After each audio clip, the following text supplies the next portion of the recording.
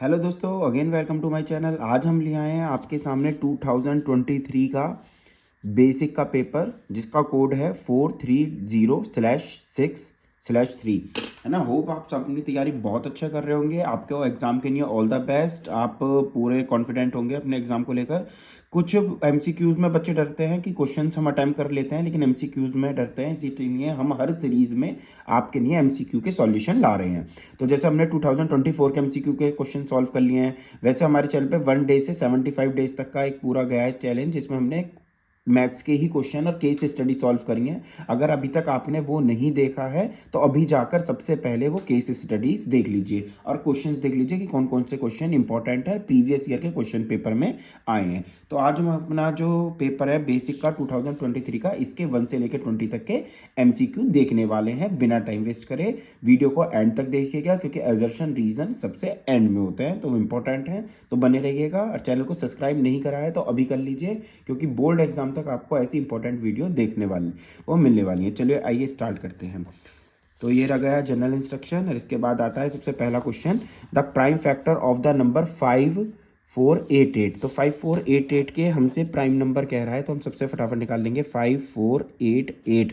तो अगर इसमें हम चेक करें तो सबसे पहले ये 2 से 2 2 जा, 2 7 जा, 2 4 जा, 2 4 जा, फिर 2 से 2 1 जा, 2 3 जा 6, 2 7 जा 14, फिर 2 से 2 6 जा 12 बचा 1, 2 8 जा 16 और 2 6 जा 12, फिर 2 से 2 3 जा और 2 4 जा 2 3 जा, फिर 7 से 7 4 जा 7 4 जा 28 और ये हो गया 9, फिर 7 से 7, फिर 7 से 1।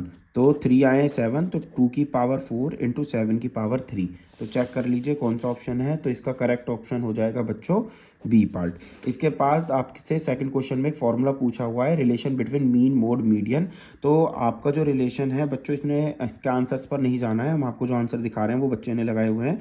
तो इसका करेक्ट आंसर बच्चों का डी, हम सर्किल में आपको बताते चलेंगे इसलिए। तो इसका करेक्ट आंसर होगा D, mode equals to 3 median minus 2 mean. इसके बाद question number third, in a given figure P Q R. बेटा बहुत शॉर्ट वीडियो है, पूरी देखिएगा और अपने दोस्तों तक जरूर शेयर कीजिएगा, क्योंकि पीक टाइम चल रहा है आपका।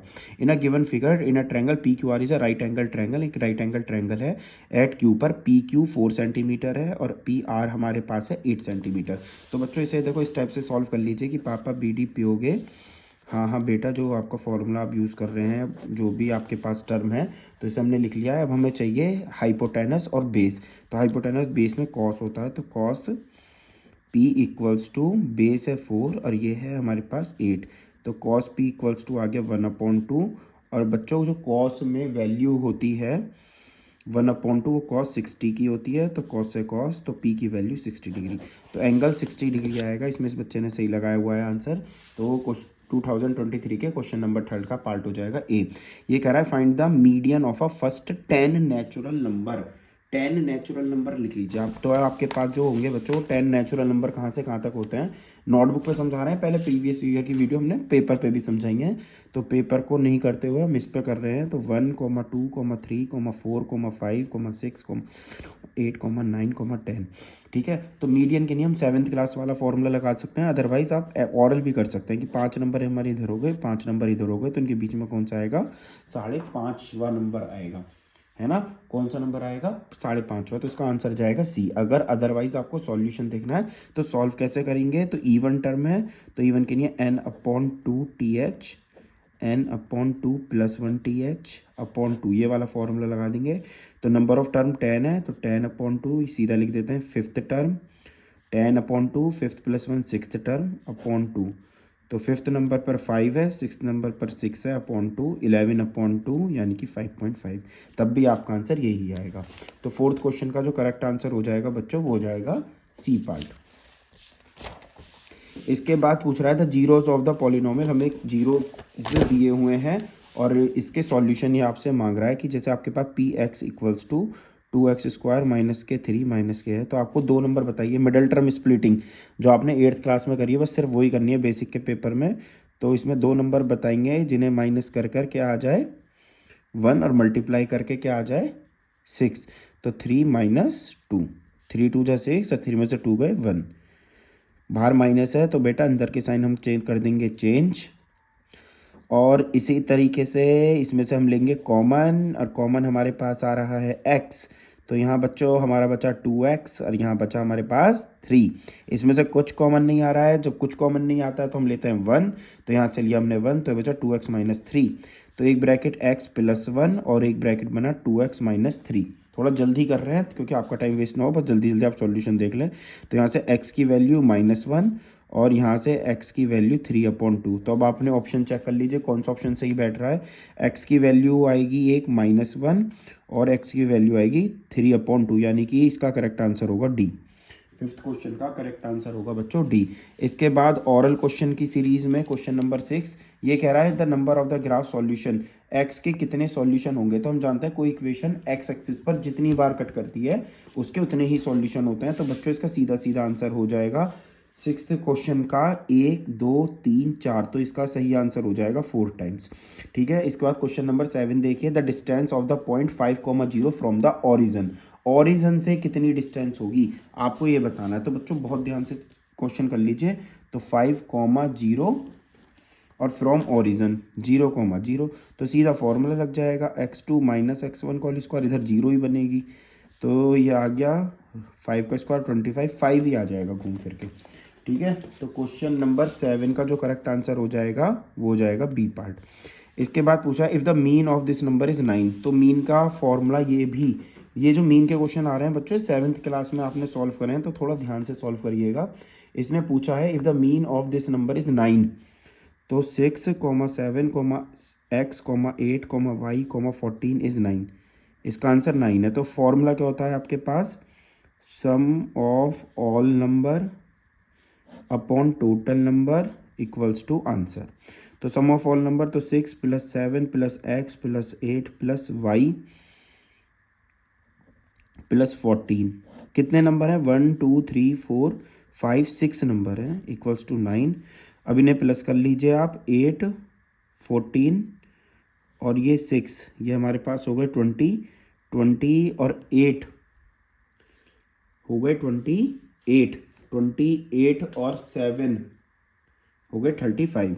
तो ये हो गया 35 + x + y equals to 6 divide में उधर पहुंचा दो, 6 9 ज़ा 54।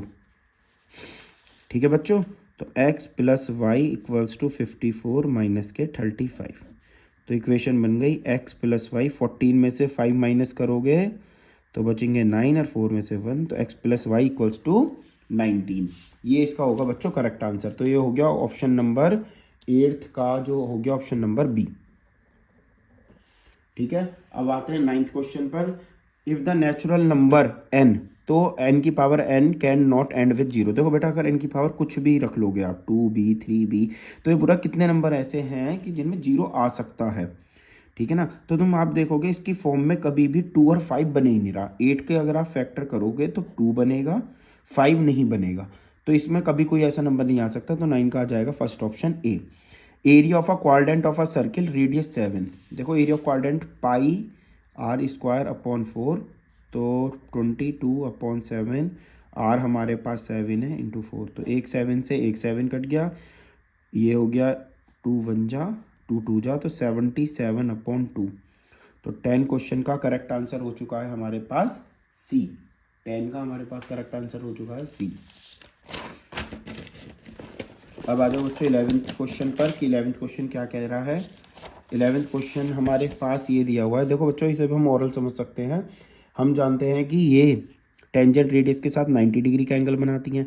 ठीक है, या तो आप सीधा सीधा लगा दीजिए, चारों एंगलों का सम कितना हो जाएगा 360 हो जाएगा, या फिर 180 इधर निकल गया, इन दोनों एंगलों का सम भी कितना होता है बच्चों 180 होता है। तो 65 में से 180 में से 65 माइनस करेंगे तो हमारे पास करेक्ट आंसर आ जाएगा 11 का सी पार्ट, है ना।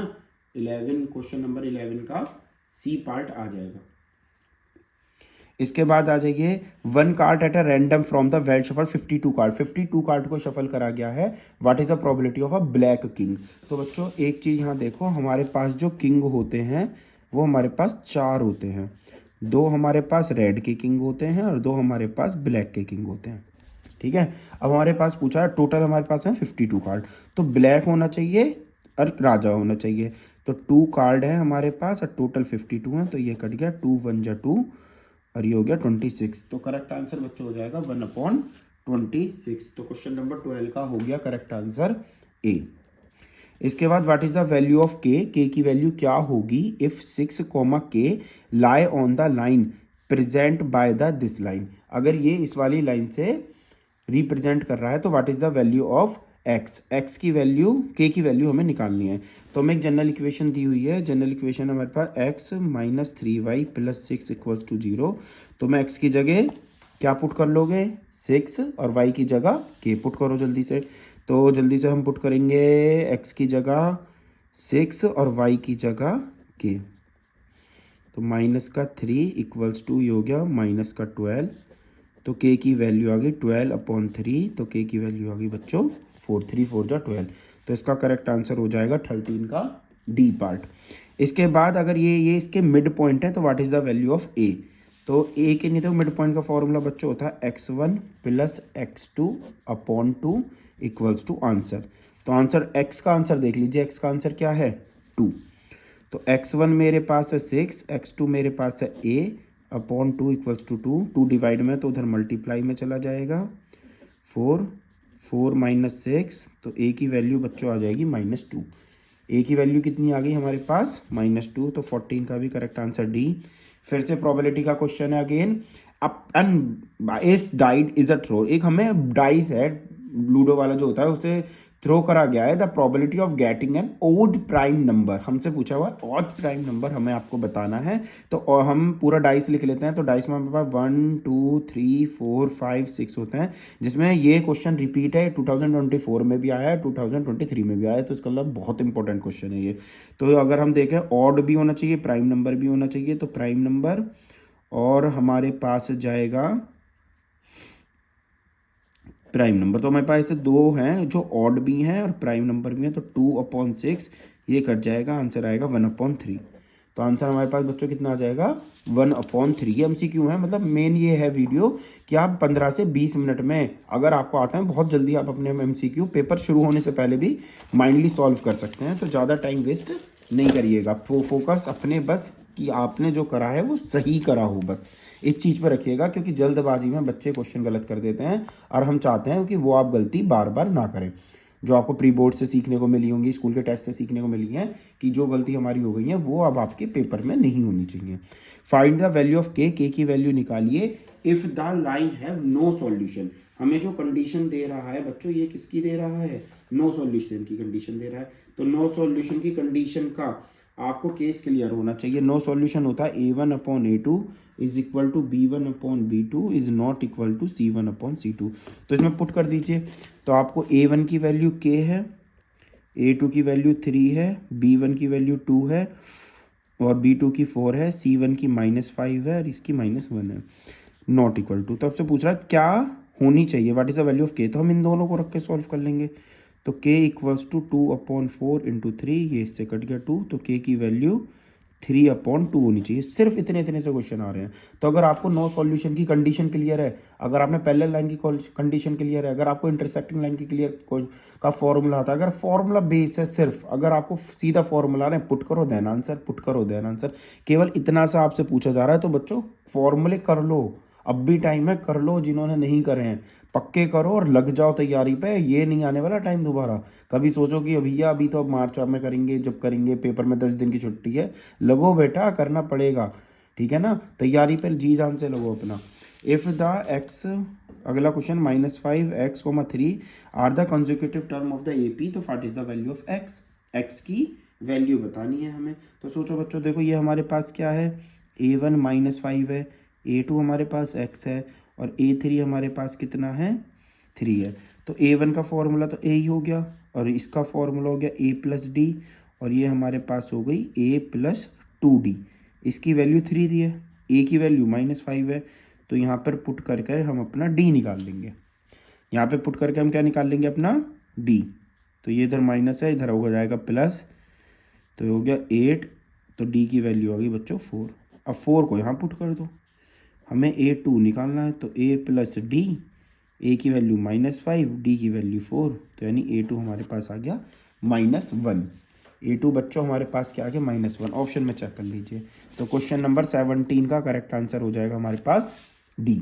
इसके बाद पूछा था HCF of a 2 number is this, तो LCM बताओ। तो ये भी बिल्कुल सिंपल क्वेश्चन, ये तो 5th क्लास का है, मैं बार बार आपको ये बता रहा हूँ। सबसे पहले आपने 5th क्लास में पढ़ा है first number into second number equals to LCM into HCF। 5th class की मैथ्स में आपको ये मिल जाएगा फॉर्मूला। तो 72 और 120 ये दो नंबर हैं, इनका LCM मुझे निकालना है और इनका HCF बच्चों दिया है 24।